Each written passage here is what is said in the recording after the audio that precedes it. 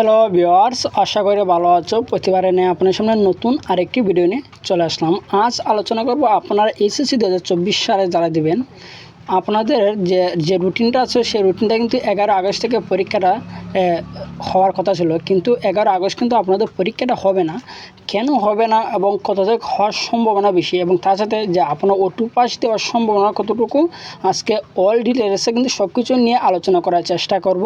তার আগে বলি, আপনি যদি এই চ্যানেল নতুন হয়ে থাকেন তারা আপনার সাথে রিকোয়েস্ট থাকবে যে এই ধরনের নিত্য নতুন ভিডিও সবার আগে পাওয়ার জন্য অবশ্যই চ্যানেলটি সাবস্ক্রাইব করে পাশে থাকবেন, কারণ আপনি একটি লাইক এবং সাবস্ক্রাইবের কারণে কিন্তু আমাদের নতুন আরেকটা ভিডিও তৈরি করার অনুপ্রেরণা সৃষ্টি করে। সরাসরি সেই নিউজে চলে যায়। যে আপডেট কিন্তু আজকে প্রকাশিত হয়েছে যে আপনারা জানেন যে আপনাদের এই পর্যন্ত যেগুলো পরীক্ষা স্থগিত হয়েছে এই সব টোটালি মিলে কিন্তু স্থগিত পরীক্ষা কিন্তু 11 তারিখ থেকে পরীক্ষা হওয়ার রুটিন কিন্তু প্রকাশিত হয়েছে। এবং জানেন যে গত কিন্তু প্রধানমন্ত্রী প্রত্যেক করেছে, তার প্রত্যেক হওয়ার পর কিন্তু সব কিছু কিন্তু চেঞ্জ হবে। যে পরীক্ষা থেকে শুরু করে শিক্ষা প্রতিষ্ঠান থেকে শুরু করে সব কিছু কিন্তু সব কারিকুলাম কিন্তু চেঞ্জ হবে, যেহেতু সরকারি চেঞ্জ হয়ে গেছে সব কিছু চেঞ্জ হবে। আপনারা জানেন যে কিন্তু গতকালে কিন্তু এই শিক্ষা প্রতিষ্ঠান কিন্তু খুলে দিয়েছে, ঠিক আছে। গতকাল কিন্তু সব শিক্ষা প্রতিষ্ঠান খুলে দিয়েছে, অর্থাৎ মাধ্যমিক থেকে শুরু করে কিন্তু আপনারা যে ভার্সিটি লেভেল পর্যন্ত সবার খুলে দিয়েছে। তো আপনাদের এসএসসি 2024 দেবেন 11 আগস্ট থেকে পরীক্ষাটা হওয়ার কথা ছিল, এখন কেন হবে না আজকে এই নিয়ে আলোচনা করব। তার জন্য সরাসরি আমরা সেই আপডেটে চলে যাই।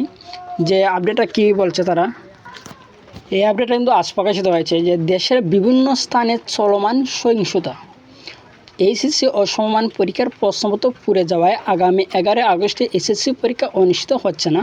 আপনার যে এসএসসি যে প্রশ্ন তৈরি করা হয়েছিল এই প্রশ্ন কিন্তু যে পুড়ে গিয়েছে, যা আপনারা জানেন যে বিভিন্ন জায়গায় কিন্তু অফিস আদালতে কিন্তু আগুন দেওয়া হয়েছিল, এই আগুনে কিন্তু প্রশ্নটা পুড়ে গেছে। এই পুড়ে যাওয়ার কারণে কিন্তু আপনার 11 আগস্ট এসএসসি পরীক্ষাটা হবে না। তো দেখি কবে তারা পরীক্ষাটা নেবে। যে মঙ্গলবার 6 আগস্ট আজ কিন্তু ঢাকা শিক্ষা বোর্ডের চেয়ারম্যান অধ্যাপক তপন কুমার সরকারের গণমাধ্যমকে এই তথ্য নিশ্চিত করেছে। অধ্যাপক তপন কুমার সরকার বলেন, এই পরিস্থিতিতে পরীক্ষা নেওয়া সম্ভব হবে না।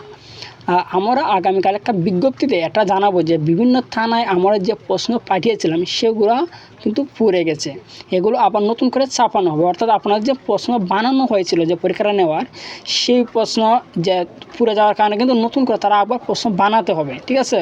প্রশ্ন বানাতে হবে যে কোটা সংস্কার আন্দোলনকে ঘিরে সৃষ্ট সহিংসতা শিক্ষার্থীদের নিরাপত্তার কথা বিবেচনা করে দফায় দফায় চলমান এসএসসি সমমান পরীক্ষা স্থগিত করা হয়। 3 দফায় মোট 8 দিনে পরীক্ষা স্থগিত করেছে বোর্ডগুলো। পরে 11 আগস্ট থেকে নতুন সময়সূচি পরীক্ষা নেওয়ার কথা জানানো হয়েছে, তবে প্রশ্নপত্র পুড়ে যাওয়ার ওই দিনে পরীক্ষা স্থগিত করা হয়। গত 30 জুন এসএসসি সমান পরীক্ষা শুরু হয়েছে। চলিত বছর 9টি সাধারণ বোর্ড ও কারিগরি বোর্ড এবং মাদ্রাসা বোর্ডের অধীনে মোট শিক্ষার্থী কিন্তু 14,50,790 জন কিন্তু এবার এসএসসি 2024 সালের পরীক্ষাটা দিচ্ছে। আশা করি বুঝতে পারছেন যে আপনাদের পরীক্ষাটা কেন স্থগিত করা হয়েছে। আসলে যে প্রশ্ন পুড়ে যাওয়ার কারণে তারা কিন্তু স্থগিত করেছে, যে তারা কিন্তু আবার নতুন করে প্রশ্ন ছাপানোর পরে কিন্তু তারা একটা আপডেট প্রকাশিত করবে যে কবে তারা পরীক্ষাটা নিতে পারে, ঠিক আছে। এর মধ্যে কিন্তু অনেকে একবার যে অনেকের মনে একটা ইচ্ছা যে এর থেকে O2 পাস দিলে ভালো হতো, ঠিক আছে। কিন্তু O2 পাসের কথা কিন্তু তারা কোনো নিউজে কিন্তু এই পর্যন্ত উল্লেখ করছে না, ঠিক আছে। অনেকে কিন্তু আমি এরা কিন্তু O2 পাস নিয়ে একটা ভিডিও ক্রিয়েট করেছিলাম, যেখানে কিন্তু কমেন্ট করতে সবাই যে O2 পাস চাই, O2 পাসে আসলে ঠিক আছে আপনারা কিন্তু O2 পাস চান, কিন্তু তারা তো এটা মানতে হবে, ঠিক আছে না।